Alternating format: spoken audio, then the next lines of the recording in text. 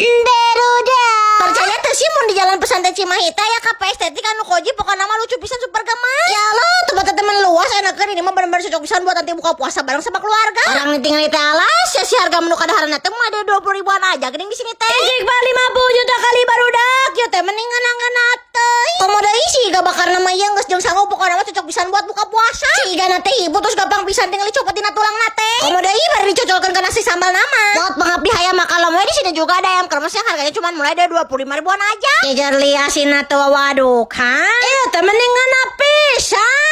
Kamu ada isi sobi gana maya bener-bener favorit si kami pisan. Si kuarna teh seger ladannya ceng hari ya mah. Urusan di koroma tinggal sebor aja pakai aneka minumannya dari mereka. Ini mah tuh bener-bener otomatis menyebor di korosi kami dengan baik. Kamu ada buat nanti nggak batalan pas maghrib maya bener-bener cocok pisan. Buat para pengabdi kopi makalah di sini juga ada menu aneka kopi ya baru dah. Sok atuh agar didatangan namanya teh di sini kafe. Lokasinya di Jalan Pesantren nomor 1